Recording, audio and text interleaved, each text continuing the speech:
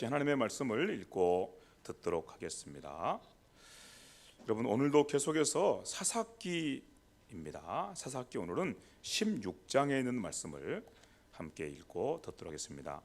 사사기 16장 23절부터 31절 말씀까지, 사사기 16장 23절 말씀부터 31절 말씀까지.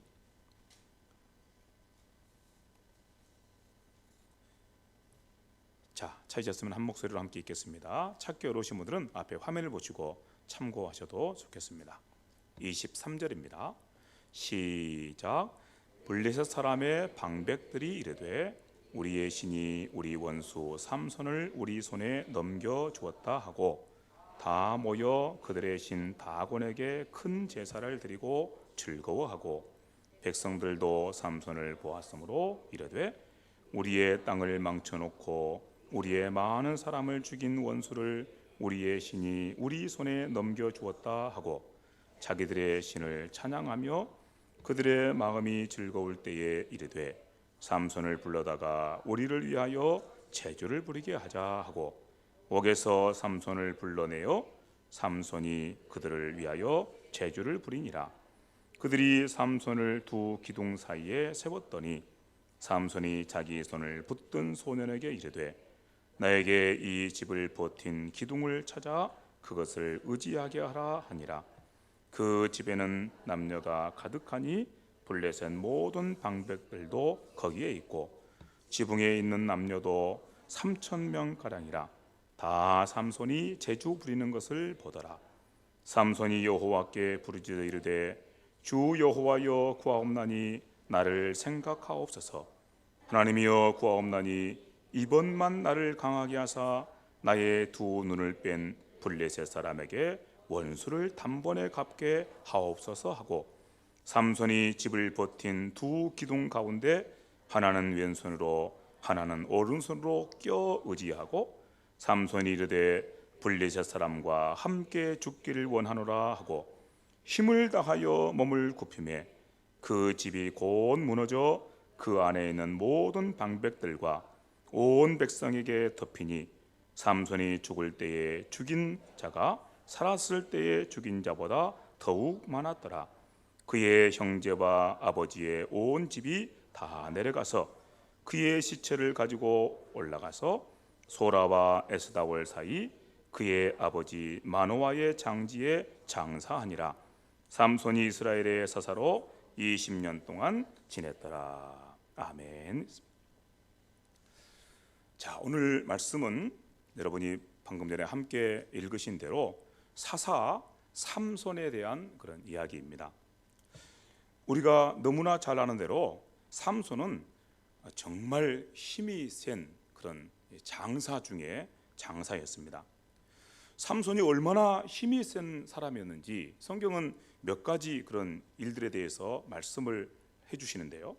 그 첫 번째 제가 여러분에게 들려드릴 말씀은 삼손이 이 블레셋 사람들과 이스라엘 사람들이 서로 이렇게 다툼을 하고 또 블레셋 사람들이 힘이 있으니까 이스라엘 사람들을 억압하고 핍박하고 박해하는 그런 가운데 있을 때 블레셋 사람들과 함께 싸움이 벌어지게 되었는데 삼손은 혼자서 단신으로 블레셋 사람 1,000명과 1,000명과 더불어서 싸움을 하게 되었습니다. 그때 삼손이 칼이나 창을 손에 든 것이 아니고 나귀 턱뼈, 그러니까 그냥 이 들판에 벌어져 있는 나귀 턱뼈를 이렇게 주워 가지고 그걸 가지고 이제 블레셋의 군사들과 싸워서 그래서 1,000명이나 되는 블레셋 군사를 전멸시키는 그런 일을 행하였다고 성경이 말씀해주고 있습니다. 얼마나 참 힘이 센 장사였는지 짐작하실 수 있겠죠. 또 한 번은 이런 일도 있었습니다. 삼손이 가사라고 하는 그런 블레셋 사람들이 사는 성읍에 들어가게 됐는데 블레셋 사람들이 이제 삼손을 아주 눈의 가시로 원수 중에 원수로 이제 생각하니까 어떻게든지 이번 기회에 삼손을 죽이려고 성문을 단단히 닫아 걸고 그 다음에 이제 삼손이 이제 묵고 있는 그 집을 포위했습니다.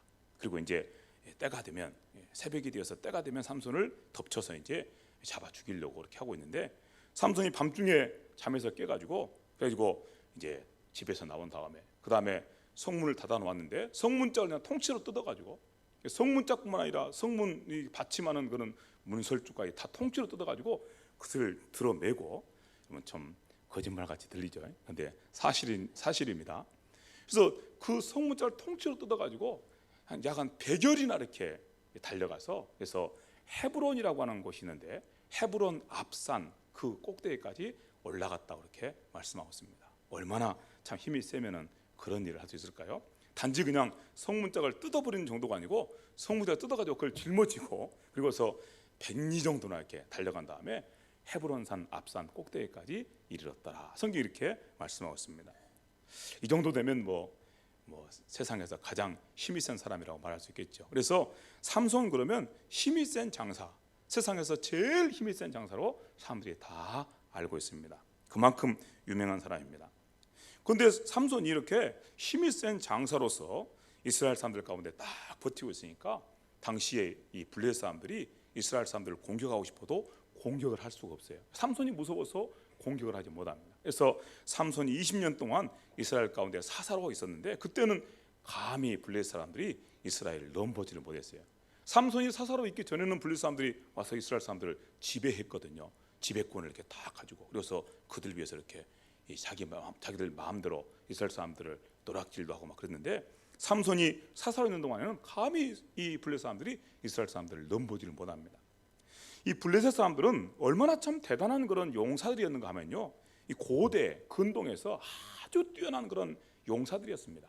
전문 싸움꾼들이에요. 그래서 얼마나 싸움을 잘하는지, 어디서 전쟁이 났다 그러면 그 전쟁터에 돈 받고 가는 거예요. 그래서 싸움을 대신해주고 돈 받아가지고 와서 이렇게 부자가 되고 하는 사람들이 바로 이 블레셋 사람들이거든요. 얼마나 참 이 사람들이 대단한 그런 싸움꾼인지 모릅니다. 그런데 이런 블레셋 사람들이라도 삼손이 있는 동안만큼은 감히 이스라엘을 넘보지를 못했다, 이렇게 성경이 말씀하고 있습니다. 그만큼 삼손이 대단한 그런 장사였던 것을 우리가 알게 됩니다. 그런데 삼손이 이렇게 그런 힘을 가질 수 있었던 이유가 무엇이었을까요? 여러분은 이미 다 짐작하셨을 것입니다. 성경 말씀 듣다 보면 항상 정답이 딱 나오거든요. 이런 질문은 우리 유치부 어린이들한테 해도 금방 대답합니다. 우리 유치부 어린이 중에 말을 이제 막 배우는 친구가 있는데요, 그런 친구도 그냥 금방 대답합니다. 삼손이 어떻게 해서 이렇게 힘이 센 장사가 되었을까요? 예, 하나님께서 그와 함께 하시기 때문입니다. 여러분은 유치원생들보다 좀 못하신 것 같아요. 대답을 빨리 못하신 것 보니까. 예, 금방 대답하죠. 성경 말씀에서는 이렇게 우리가 말씀을 듣다 보면은 금방 대답이 나오는 그런 대답들이 얼마나 이렇게 많이 있는지 몰라요. 정답이 딱 있어요. 삼손이 어떻게 해서 이렇게 힘센 장사가 되었을까요? 그러면 하나님께서 그에게 힘을 주셨기 때문이죠. 하나님께서 그와 함께 하셨기 때문이죠. 예, 맞습니다. 성경 말씀, 우리가 삼손 이야기에 대해서 기록한 말씀을 자세히 읽어보면 하나님께서 삼손을 그렇게 세우신 거예요. 그래서 블레셋 사람들이 이스라엘 사람들에게 와가지고 이스라엘 사람들 위에 마치 왕처럼 이렇게 군림하고, 그래서 하나님의 백성들을 억압하고 핍박하고 그렇게 못살게 구는 그런 모습을 보시고서 하나님께서 그 블레셋 사람들에서 이스라엘 사람들을 구원하시기로 작정하신 것입니다. 그렇게 마음을 정하시고 나서, 그러고 나서 하나님께서 직접 하시지 않고 누구를 통해서? 삼손을 통해서 그렇게 하시기로 마음을 정하신 거예요. 그래서 하나님께서 삼손을 이제 엄마 뱃속에 잉태하게 하셔가지고 그래서 태어나게 하신 거예요. 그래서 삼손은 성경 말씀을 가만히 보니까 태어날 때부터 하나님께서 거룩하게 구별한 사람이었다, 거룩하게 구별한 나실인이었다, 이렇게 말씀하고 있습니다. 그리고 하나님께서 그렇게 삼손을 처음부터 이스라엘을 구원할 자로, 이스라엘을 구원할 사사로 이렇게 잉태하게 하시고, 그 다음에 태어나게 하시고, 그렇게 자라가고, 그렇게 하나님의 손을 붙들려서 쓰임받도록 일하셨다고 말씀하고 있는 것입니다. 그런 말씀이 성경에 있습니다. 우리 사사기 13장 우리 4절부터 5절 말씀 보니까 이런 말씀이 있습니다. 이 삼손을 이제 어머니 뱃속에 잉태하도록 하시면서 하나님께서 삼손의 엄마에게 들려주신 말씀입니다. 그러므로 너는 삼가 포도주와 독주를 마시지 말며 어떤 부정한 것도 먹지 말지니라.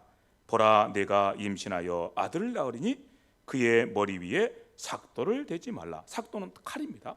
칼로 이렇게 머리털을 자르지 말라, 그 말이죠. 그의 머리 위에 절대로 칼을 대서 그렇게 머리털을 자르지 마라.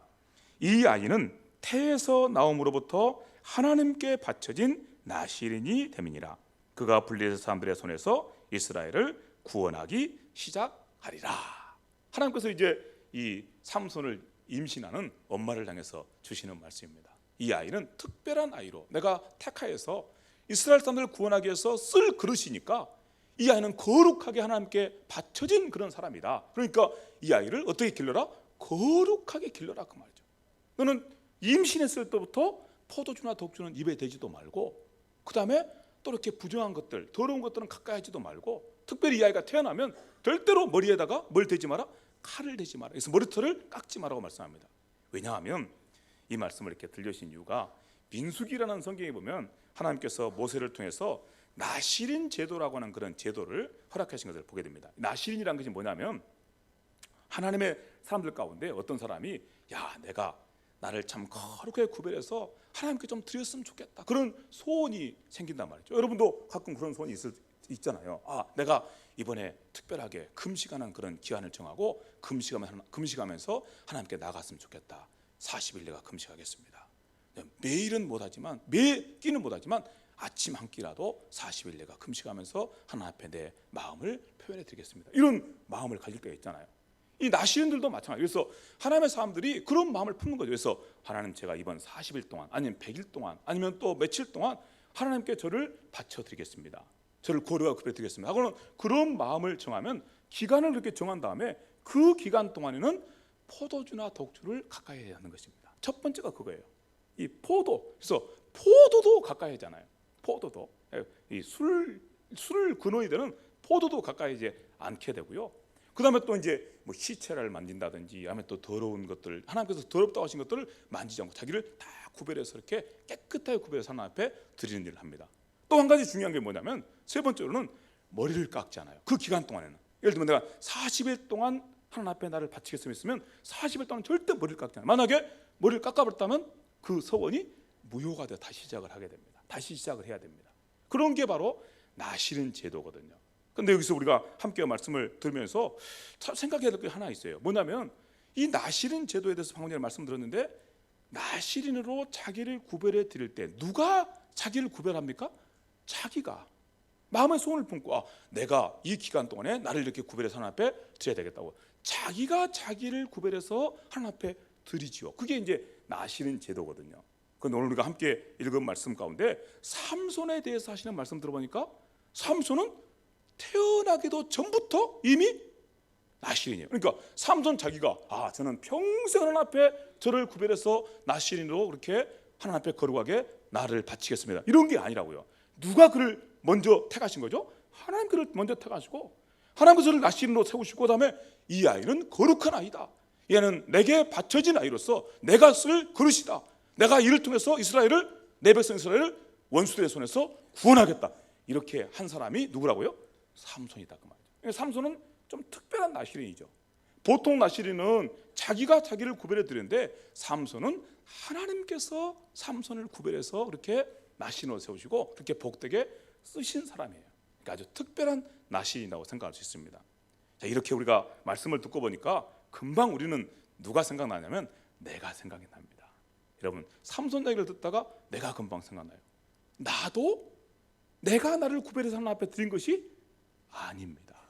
하나님께서 나를 그렇게 구별하신 거예요. 내가 태어나기 전부터, 성경은 말씀합니다. 내가 태어나기 전부터 뿐만 아니라 내가 어머니 뱃속에 잉태되기 전에, 창세 전에, 영원 전에 하나님께서 나를 먼저 택하시고 거룩하게 구별하시고, 그리고 너는 내 그릇이다, 너는 내 사람이다, 너는 내 자녀다, 이렇게 말씀해 주셨다는 것입니다. 내가 너와 함께하고, 그래서 내가 너를 통해서 내가 영광 받을 만한 놀라운 일을 이루시겠다, 이렇게 말씀하셨다는 것입니다. 성경은 이렇게 우리에게 말씀하실 것입니다. 삼손에 대해서 하신 말씀을 들어보니까 우리에 대해서 하시는 말씀은 얼마나 참 영광스럽고 복된 말씀인지, 얼마나 은혜로운 말씀인가를 다시 한번 생각하게 됩니다. 여러분, 그런 말씀이 정말 성경에 있습니다. 에베소서라는 성경 말씀 보니까 1장 4절부터 5절의 말씀에 이런 말씀이 있습니다. 유명한 말씀입니다. 곧 창세전에 그리스도 안에서 우리를 택하사, 언제요?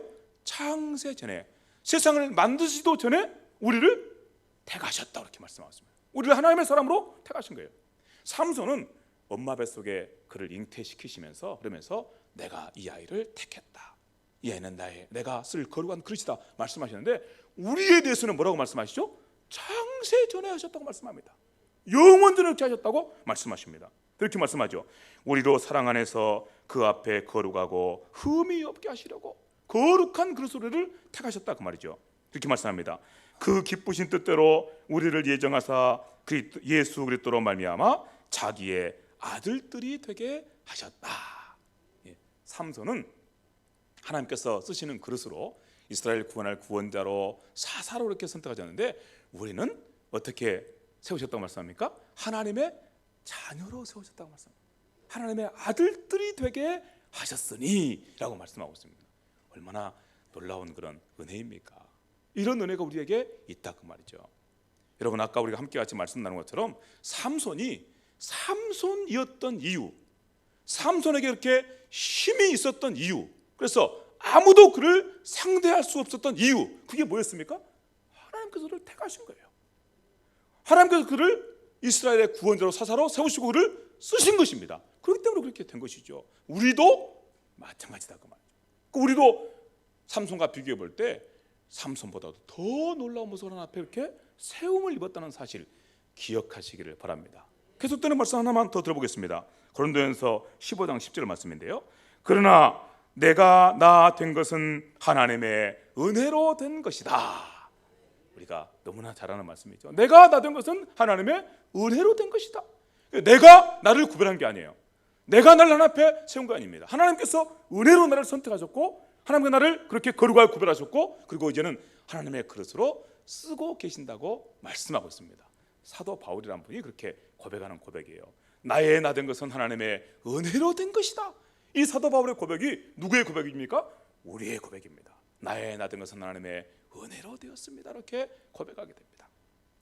주께서 하시는 이 복된 말씀을 함께 새겨 들으시면서 우리가 얼마나 영광스럽고 놀라운 하나님의 사람들인가에 대해서 다시 한번 그렇게 확인하시고 또 그렇게 그 믿음을 따라서 소망을 품고 나가는 우리 모두가 될 수 있기를 간절히 바랍니다.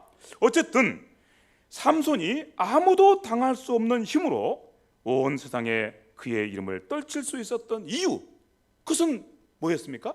하나님께서 그를 선택하셨고 하나님께서 그를 하나님의 그릇으로 거룩하게 구별해서 쓰시기 때문이라고 이렇게 말씀을 나누었습니다. 그러므로 삼손은 이 비밀을 아주 소중하게 지켜가야 됩니다. 이 비밀을요. 나는 하나님께서 택한 그릇이다. 아멘입니까? 나는 하나님께서 택한 그릇이다. 이 믿음을, 이 비밀을 아주 소중하게 지켜가야 됩니다. 그래서 삼손의 마음속에 당연히 이런 마음이 흘러나와야 되죠. 나는 하나님께서 태어나기도 전에 거룩한 나시린으로 세우신 하나님의 그릇이다. 그러므로 나는 나를 거룩한 나시린으로 잘 구별해서 하나님 앞에 드려야 되겠다 이렇게 고백해야 될 것입니다. 그래서 삼손의 마음속에 당연히 이런 마음이 일어나야 됩니다. 하나님 맞습니다. 하나님께서 저를 거룩하게 구별해서 나시린으로 그렇게 태어나기도 전부터 세우셨으니 이런 영광과 은혜를 주셨으니 저는 하나님께서 원하신 대로 절대 술은 입에도 대지 않겠습니다. 포도를 가까이도 않겠습니다. 그게 나시린으로 자기를 지키는 방법이거든요. 그렇게 하겠습니다. 나는 결코 부정한 것은 가까이 하지 않겠습니다.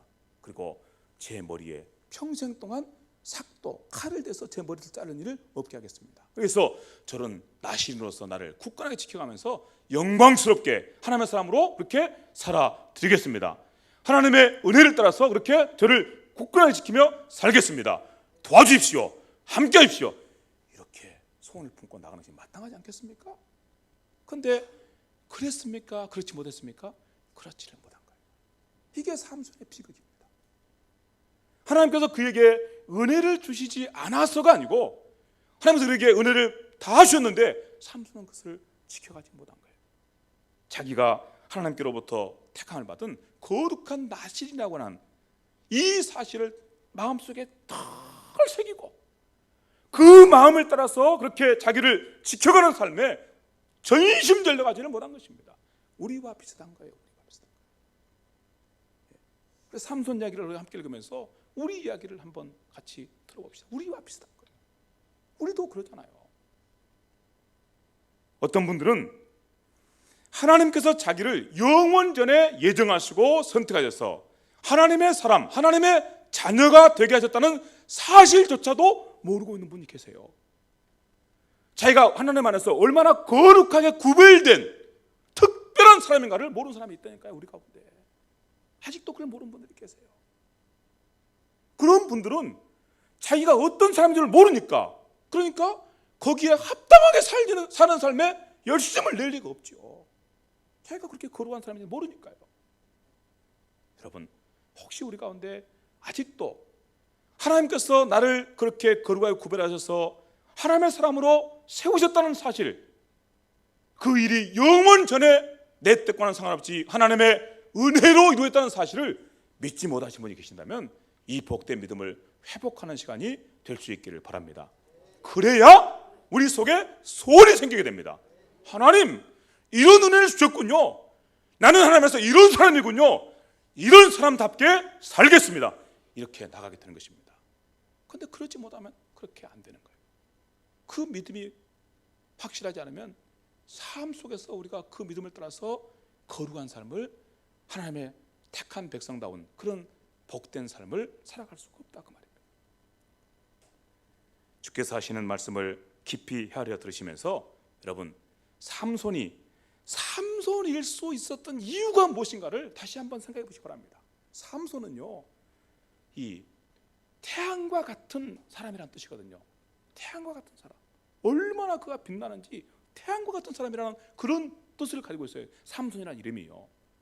삼손이 이렇게 태양과 같은 사람, 그렇게 그 이름답게 삼손일 수 있었던 이유는 다른 거 아닙니다.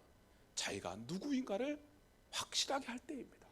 나는 하나님께서 태어나기도 전부터 거룩하게 구별하신 나실인입니다. 그러므로 저는 나실인답게 살겠습니다. 이럴 때 삼손인 거예요. 그런데 삼손이 그러지를 못하고 자기를 잃어버리고 그래서 나실인과 상관없이 살아가게 되면 그럼 더 이상 삼손일 수가 없는 것입니다. 여러분, 삼손이 왜 세상에 태어났는지 한번 생각해 보시기 바랍니다. 하나님께서 그를 통해서 이스라엘을 구원하시려고 세상에 그를 보내신 것입니다. 그런데 삼손이 자기가 태어난 이유를 알지 못하고 자기를 지키지 못해서 나실인의 지휘하신 분을 잃어버린다면, 그래서 그 존귀한 자리에서 내려와 가지고 그렇게 더러운 자리에 떨어져 버린다면 그는 더 이상 하나님 앞에 쓰임 받을 수가 없게 되죠. 그러니까 그는 삼손의 자리를 잃어버리게 되는 것이죠. 우리가 함께 읽은 말씀을 들으면서 삼손의 비참한 모습을 다시 한번 생각해 보게 됩니다. 본문의 말씀을 나눈 것처럼 삼손이 그렇게 굳건하게 지켜가야 될 그 자리를 지켜가지 못하게 되었을 때 곧 삼손이 나실인으로서의 그 모든 소원들을 다 깨뜨려 버리고 맨 마지막에 머리털조차도 다 깎여버렸을 때, 그랬을 때 삼손은 더 이상 삼손이 아니었습니다. 삼손이 얼마나 대단한 그런 힘을 가진 사람이었습니까? 아무도 그를 상대하지 못했지 않습니까? 누구도 그 앞에 가서 힘 자랑하지 못했지 않습니까? 누가 그를 상대합니까? 그런데 그렇게 되는 순간, 삼손이 나실인의 지휘하심을 잃어버린 순간 삼손은 세상에서 제일 불쌍한 사람이 되어버린 거예요. 제일 비참한 사람이 되어버린 것입니다. 삼손 이야기 마지막 오늘 우리가 함께 읽었는데 그 마지막 이야기에서 그 사실을 우리에게 이렇게 말씀해 줍니다. 여러분 잘 아시는 것처럼 삼손이 들릴라라고 하는 여자를 사랑하게 됐어요. 그러면 안 돼요. 왜냐하면 삼손은 누구니까? 나실인이니까, 하나님 앞에 거룩하고 구별된 사람이니까 그렇게 하면 안 되거든요. 그런데 그렇게 한 거예요. 그러니까 삼손은 이미 다 다른 것들은 다 깨뜨려 버렸어요. 오직 하나 남은 것은 여기 머리털을 깎지 않은 것, 그것만 남아 있는데, 그것만 지키고 있는데, 그런데 들릴라를 이제 블레셋 사람들이 계속해서 이렇게 유혹을 한 것입니다. 내가 너에게 돈을 많이 주겠다. 그러니까 삼손을 유혹해 가지고 삼손의 힘이 어디서 나오는지 그 비밀을 우리에게 알려주라. 그랬더니 들릴라가 이제 삼손을 조르기 시작합니다. 계속 조르는데 삼손이 결국은 가르쳐 주게 돼요. 사실은 나는 하나님께서 태가에서 세우신 거룩한 나실인이다. 그러므로 나는 절대 머리를 깎지 않아야 되는데 이 머리를 깎아버리면 그러면 나는 더 이상 나실인의 지위를 잃어버리기 때문에 내 힘도 사라져버리게 될 것이다. 이렇게 가르쳐 준 거예요. 그랬더니 이 들릴라가 이제 블레셋 사람들한테 그 사실을 알려주게 되죠. 그래서 블레셋 사람들이 쳐들어와 가지고 삼손을 이제 붙잡게 됩니다. 머리털이 깎여버렸어요. 힘이 없어요. 더 이상 이제 어떻게 대항할 방법이 없어요. 그래서 붙잡히게 돼가지고, 그래서 블레셋 사람들이 얼마나 참 미웠겠어요, 그동안에. 그러니까 눈을 뽑아버려요. 삼손의 눈을 뽑아버려요. 두 눈을 뽑아버려요. 그러고 나서 그를 놋줄로 꽁꽁 묶어가지고, 그러고 나서 옥에서 이제 맷돌을 갈게 합니다. 여러분, 맷돌을 누가 가는지 아세요? 조그만 맷돌 말고 큰 맷돌이에요. 여러분 혹시 그런 거 보셨나요? 소가 갈죠. 소가 끌죠, 맷돌을 이렇게. 소가 그 짐승 취급한 거예요. 눈을 뽑아버리고, 그 다음에 밧줄로, 놋줄로 묶어가지고, 밧줄로 묶으면 또 끊어버릴 수 있으니까 놋줄, 쇠로 만든 놋줄로 묶어가지고, 그러고 이렇게 짐승처럼 그렇게 맷돌을 갈게 한 거예요. 그렇게 위대한 삼손이, 그렇게 해처럼 빛나던 삼손이 어떻게 이런 지경에 떨어지게 됐습니까? 어떻게 이렇게 되버렸습니까? 너무너무 안타까운 일입니다. 이런 삼손의 모습을 보면서 우리는 이런 생각을 해보게 됩니다. 우리 주님께서 들려주신 말씀인데, 너희가 세상의 소금이다. 너희가 세상의 소금인데, 소금이 만일 그 맛을 잃어버리면 무엇으로 소금을 짜게 할 수 있겠느냐? 소금이 만일 맛을 잃어버리면 소금은 세상에 아무데도 쓸모가 없다는 것입니다. 맞죠? 소금이 얼마나 쓸모가 많습니까? 소금이 없으면요, 이 생명체에게 생명 유지가 안 됩니다. 여러분 혹시 그거 아시나요? 그래서 옛날에, 요즘에 이제 소금이 이렇게 많이 유통되고 그러는데, 옛날에는 회사가 제일 돈을 많이 벌었어요. 그러니까 국가에서 절대 소금은요, 소금 판매권은 민간한테 넘겨주지 않습니다. 국가에서 그렇게 관리해요. 왜냐하면 소금이 그렇게 돈이 되니까요. 너무너무 비싸니까요. 소금 안 먹으면 죽거든요. 저기 티베트 그 고원에 아주 깊은 산속에는 소금이 없지 않습니까? 그러니까 여러분, 몇천 킬로를 소금을 짊어지고 가요. 그 산속까지요. 그 5,000m 되는 그 높은 산꼭대기까지 몇천 킬로미터를 소금을 지고 올라갑니다. 그래서 그 소금을 전해주고, 그리고 와서 또 거기서 물건을 사가지고 이렇게 먹고 하는 그런 장사꾼들이 있었어요. 얼마나 참 대단한 역사인지 몰라요. 왜냐하면 아무리 비싸도 사 먹을 수밖에 없거든요. 그러니까 몇천 킬로를 그 산 꼭대기까지, 그 험산 출령을 넘어서 올라가서 소금을 판매하는 그런 장사꾼들이 있었어요. 옛날부터 유명한 장사꾼들이죠. 그만큼 소금이 귀한 거예요. 이 소금은 정말 필요한 것이에요.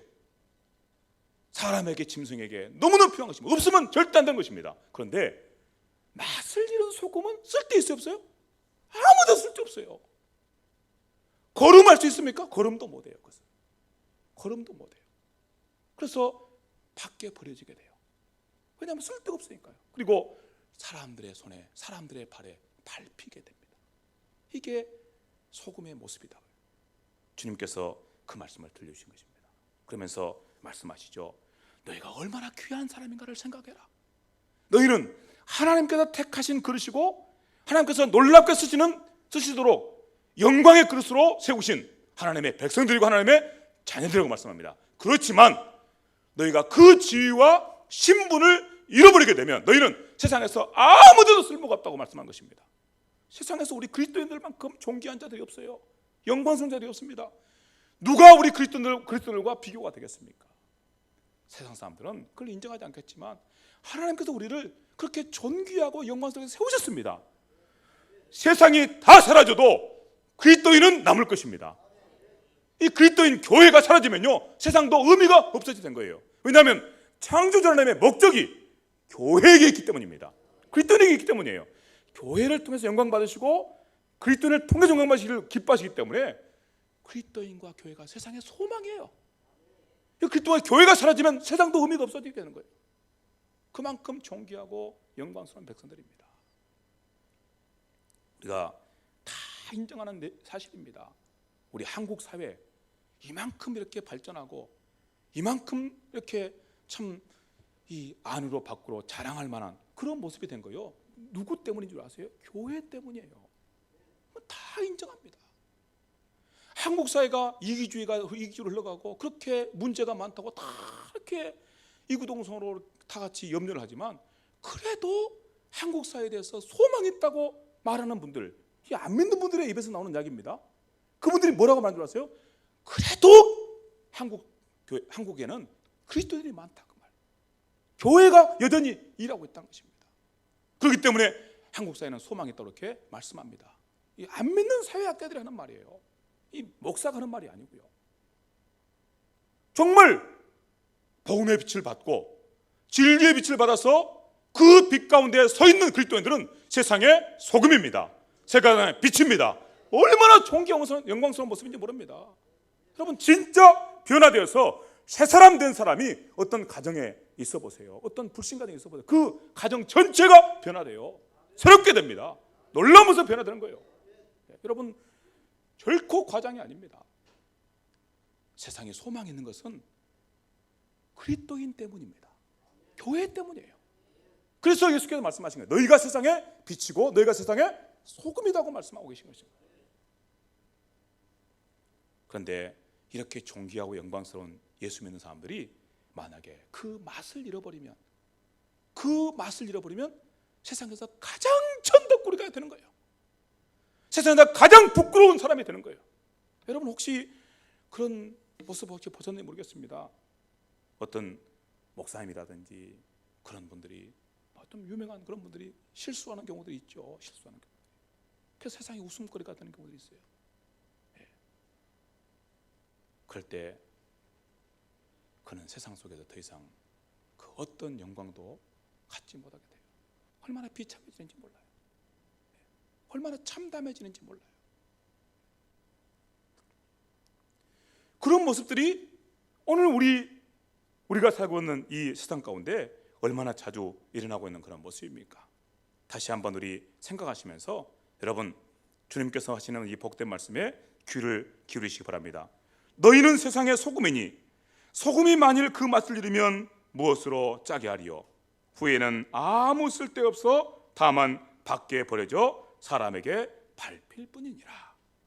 이 말씀이 우리에게 주어져 있기 때문에 우리는 마음속에 다짐하고 또 다짐합니다. 하나님, 결코 제가 맛을 잃은 소금 되지 않기를 원합니다. 나의 존귀함과 그 영광스러움을 잃어버린 그런 그리스도인 되지 않기를 원합니다. 삼손처럼 거룩한 나시린의 지위와 신분을 잃어버리고, 그리고 원수에게 붙잡혀서 두 눈이 뽑히고, 그리고 놋줄에 묶여가지고 짐승처럼 맷돌 돌리는 그런 비참한 자리, 그리고 원수들이 그를 구경하기 위해서 3,000명이나 모여가지고 그를 불러다가 이제 제주를 부리게 하죠. 제주를요. 그 제주를 그들 앞에서 부리고 있는 거예요. 원수들 앞에 제주를 부리고 있는 거예요. 그 위대한 삼손이, 아무도 당할 데 없던 삼손이 어떻게 이렇게 돼버렸습니까? 어떻게 이렇게 비참하게 돼버렸습니까? 맛을 잃은 소금과 같은 그런 모습입니다. 그러므로 앞서 우리가 말씀드린 것처럼 삼손의 마음속에 정말로 간절한 소원이 있어야 마땅했습니다. 하나님께서 저를 나시린으로 세우셨으니 제가 하나님께서 세우신 나시린의 자리, 그 지위와 신분을 결코 잃어버리지 않도록 그 자리를 굳건하게 지켜가겠습니다. 제게 가장 놀라운 비밀이 있다면 제가 하나님께서 나를 거룩하게 구별해서 나시린으로 세우셨다는 그 사실입니다. 이거 잃어버리면 저는 아무것도 아닙니다. 이런 믿음을 가지고 그렇게 살아야 마땅한 거예요. 그랬으면 삼손의 영광스러움이 끝까지 갔을 것입니다. 그런데 그는 자기 속에 있는 힘을 의지하고, 그리고서는 그 나시린의 그 영광스러운 지위와 신분을 다 내던져 버렸어요. 그랬을 때 그는 그렇게 비참한 자리에 떨어지고 말았던 것입니다. 그러나 정말 감사한 것은 이런 삼손을 하나님께서 완전히 버리지 않으셨다는 것입니다. 성경 말씀 보니까 참 놀라운 표현이 하나 있습니다. 이 16장 22절 말씀인데, 22절에 이런 말씀이 있습니다. 그의 머리털이 밀린 후에 다시 자라기 시작하니라. 그의 머리털이 깎여버렸잖아요. 그래서 나시린의 지위와 신분을 잃어버렸잖아요. 그런데 그의 머리털이 다시 자라나더라고 성경이 말씀하고 있습니다. 물론 머리털이 자라난다고 해서 하나님께서 함께하지 않으시면 무슨 소용이 있겠습니까? 그러나 하나님께서 삼손을 완전히 버리시지 않으신 거예요. 그리고서 그의 머리털이 자라는 것과 함께 하나님께서 다시 그를 찾아오셔서 그와 함께 해주신 것입니다. 그러므로 삼손에게 소망이 있습니다. 소망이 끝난 게 아니에요. 소망이 있어요. 그렇게 비참한 자에 떨어져 버린 삼손에게조차도 소망이 있습니다. 그래서 삼손은 자기 속에 하나님께서 주신 그 소망을 따라서 하나님 앞에 고백합니다. 하나님, 이제 이 마지막, 제가 이렇게 부끄러운 데에 떨어졌지만 제가 이 마지막은 하나님께 드리기를 원합니다. 이런 소원이 그 속에서 일어나게 된 것입니다. 그래서 삼손이 이제 마음에 작정하게 됐죠. 내가 블레셋 사람들과 함께 최후를 마감하리라. 블레셋 사람들이 사실은 삼손의 원수죠. 왜냐하면 삼손을 붙잡아가지고 두 눈을 뽑고 그를 놋줄로 묶어가지고 짐승 취급하고 있으니까 얼마나 참 그 속에 분이 일어났겠습니까? 삼손의 원수죠. 그러나 블레셋 사람들은 삼손의 원수일 뿐만 아니라 하나님의 원수였어요. 왜냐하면 블레셋 사람들이 하나님의 백성들을 핍박하고 박해하고 하나님의 백성들을 그렇게 고통스럽게 했거든요. 하나님께서 하나님의 백성들을 이렇게 박해하고 핍박하며 그렇게 고통스럽게 하는 자들을 하나님의 원수로 여기신 것은 마땅합니다. 그래서 삼손은 그 마음속에 작정하기를 하나님, 제가 원수를 갚겠습니다.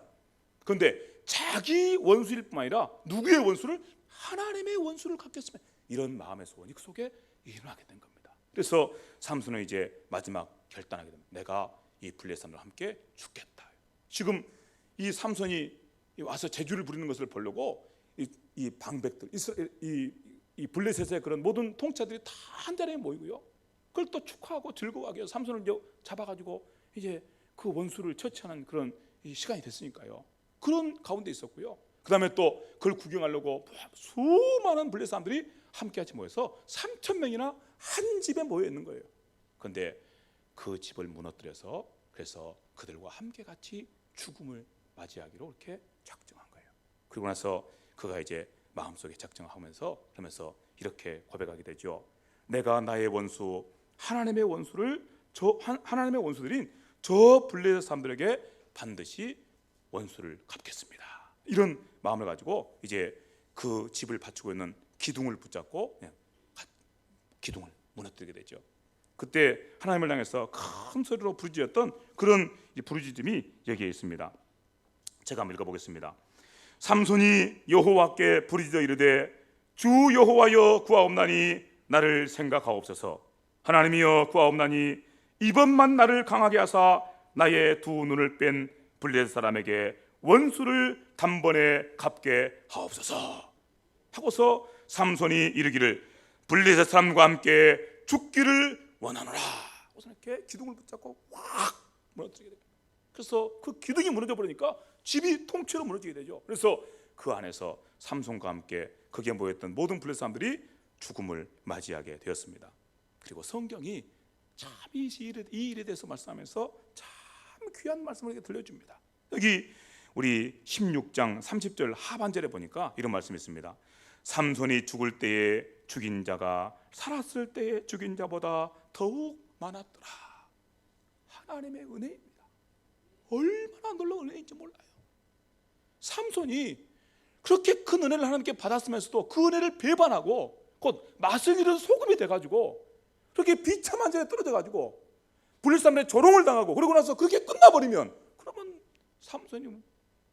삼손의 이름이 뭡니까? 그 삼손이면 더러운 이름이에요. 더러운 이름. 얼마나 어리석은 이름인지 몰라요. 하나님께서 그렇게 큰 은혜를 주셨는데 그렇게 큰 힘을 가지고서 그 힘을 정욕을 위해서 기생들에게나 쓰고 자기 힘장한 데 쓰고 마침내 여자의 꾀에 빠져가지고 그렇게 모든 힘을 잃어버리고 원수들의 손에 붙들려가지고 그렇게 비참하게 최후를 마쳤다고 하면 삼손의 이름은 세상에서 가장 바보 같은 이름, 미련한 이름, 더러운 이름이 되고 말았을 것입니다. 그런데 하나님께서 그렇게 하지 않으신 거예요. 이게 은혜인 것입니다. 우리가 이 말씀을 함께 읽으면서 야, 삼손이 참 비장하게 죽었구나 이렇게 생각하시면 안 돼요. 얼마나 놀라운 은혜를 받았는지 모릅니다. 삼손이 마지막에 블레셋 사람들과 함께 최후를 마감했는데 그가 살았을 때에 블레셋 사람들을 죽인 것보다도 그때 죽인 자들의 수가 더 많았더라고 성경이 그렇게 기록한 것은 삼손의 마지막이 얼마나 영광스러운 죽음이었는가를 표현해 주고 있는 것입니다. 그래서 하나님께서 그와 함께 하심으로 이런 영광스럽고 존귀한 죽음을 맞이하게 되어서 그는 지금도 우리 앞에 그리고 하나님 앞에 다 믿음의 영웅의 이름으로 다 서 있는 거예요. 얼마나 큰 은혜입니까? 이제 우리 자신을 생각하면서 말씀을 마무리하도록 합시다. 여러분, 우리들도 아까 함께 말씀 나눈 것처럼 분명히 세상 속의 빛으로, 세상 속의 소금으로 이렇게 세움을 입었지만 때로는 우리가 맛을 잃은 소금처럼 될 때가 너무 많아요. 그래서 비참해질 때가 너무 많아요. 여러분, 공감하십니까? 얼마나 우리가 쉽게 그렇게 하나님 기뻐하시지 않는 그런 자리에 떨어져 버릴 때가 많은지 모릅니다. 그런데 그럼에도 불구하고 성경은 우리에게 이렇게 말씀하고 계십니다. 빌립보서 1장 6절 말씀인데 너희 안에서 착한 일을 시작하신 이가 그리스도 예수의 날까지 이루실 줄을 우리가 확신하노라. 이렇게 말씀하고 계십니다. 만약에 하나님의 은혜가 우리를 쫙 붙들고 있지 않으신다면 우리는 맛을 잃은 소금이 되어가지고 세상 속에서 가장 부끄럽고 비참한 모습으로 이렇게 인생을 끝내고 말 것입니다. 그 하나님께서 절대 우리 그렇게 내버려 두시지 않으신다 그 말이에요. 우리를 붙잡고 계신 거예요. 우리를 세우신 것입니다. 그래서 마지막에 그리스도의 날, 곧 예수 때 심판대 앞에 설 때 영광스러운 모습으로 그렇게 서도록 우리 가운데서 일하고 계신다고 말씀하고 계십니다. 이렇게도 말씀합니다. 주께서 너희를 우리 주 예수 그리스도의 날에 책망할 것이 없는 자로 끝까지 견고하게 하시리라. 이렇게 말씀하고 계십니다. 또 이런 말씀 됐습니다. 모든 은혜의 하나님 곧 그리스도 안에서 너희를 부르사 자기의 영원한 영광에 들어가게 하신 이가 잠깐 고난을 당한 너희를 친히 온전하게 하시며 굳건하게 하시며 강하게 하시며 터를 견고하게 하시리로다. 이 은혜로운 말씀, 하나님의 이 은혜로운 말씀을 함께 새겨 들으시면서 우리 마음속에 다시 한번 믿음으로 결단하고 또 다짐하고 나갔으면 좋겠습니다. 우리 예수님께서 십자가 위에서 최후를 마치시면서 이렇게 하나님께 기도를 드렸습니다. 아버지여, 내 영혼을 아버지 손에 부탁합니다. 아버지께서 저를 책임질 것을 믿습니다. 아버지 손에 제 영혼을 부탁합니다. 우리도 마찬가지입니다. 정말 하나님께서 우리 하나님이시고 우리의 구원을 끝까지 책임지시는 분이시라면 여러분의 모든 삶을 그분께 의탁하십시오. 맡기십시오. 염려하면서 우리가 함께 같이 나도 맛을 잃은 소금이 돼서 그렇게 비참한 자리에 떨어져 버리면 어떨까, 이렇게 여러분 염려하고 근심하시면서, 그러면서 우리의 삶을 잘못 살지 마시고 이렇게 낙담한 가운데 살아가지 마시고 하나님의 사람들이 하는 영광스러운 삶의 비밀이 되겠습니다. 하나님, 제가 저를 감당할 수가 없습니다. 그러므로 제 영혼과 제 모든 생은 하나님의 손에 부탁합니다. 하나님께서 맡아주시고 주장하여 주시옵소서. 그리고 우리가 할 일이 뭡니까? 그리고 우리가 할 일은 그냥 매 순간순간 하나님 기뻐하시니 무엇인가를 생각하면서 그 뜻에 순종하며 살아가면 되는 것입니다. 내일 일을 우리가 감당할 수가 없어요. 그러니까 그 모든 것들은 주님께 맡게 되는 거예요.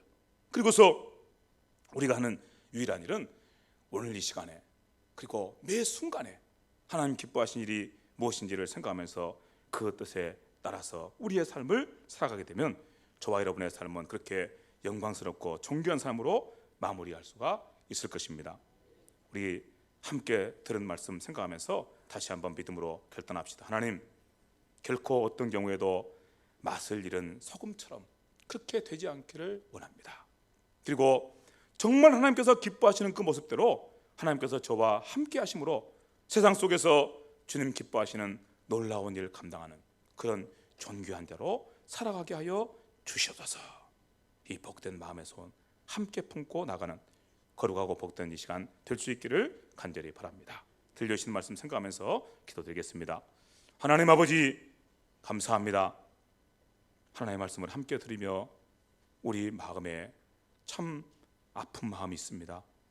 우리들이 때로는 맛을 잃은 소금처럼 우리의 그 존귀하고 영광스러운 모습을 다 잃어버릴 때가 얼마나 자주, 얼마나 많이 있는지 모릅니다. 하나님 불쌍히 여겨 주시옵소서. 주의 말씀을 듣고 마음속에 다짐하고 결단하며 그렇게 하나님께서 우리에게 허락하신 이 비밀스러운 일, 우리가 세상 가운데 소금이며 빛이라고 하는 이 비밀스러운 자리를 굳건하게 지켜가고자 하는 주의 거룩한 백성 하나님의 아들 딸들에게 은혜를 풍성하게 허락하여 주시옵소서. 그 자리 잘 지켜가 계시고 그러므로 저들이 세상 속에서 존귀하고 영광스러운 주의 백성들로 아무도 당할 수 없는 하나님의 군사로 그리스도의 용사들로 살아가게 하여 주시옵소서. 그 모습을 따라 주님 기뻐하시는 아름다운 열매가 풍성하게 맺어지는 우리의 삶이 되기를 구하고 사모합니다. 하나님, 우리 안에 염려가 있으면 그 모든 염려 내려놓고 우리의 주가 되시고 우리의 아버지가 되시는 하나님께 우리 영혼의 모든 것들을 맡겨드리며 오직 매 순간 주의 은혜 앞에 복종하고 순종하는 복된 삶을 살아가는 대로 우리의 삶이 나가도록 도우시고 함께하여 주시옵소서. 믿음으로 주 앞에 고백하며 나가는 주의 종들 가운데 일하시는 하나님께 감사합니다. 예수님의 이름으로 기도하옵나이다. 아멘.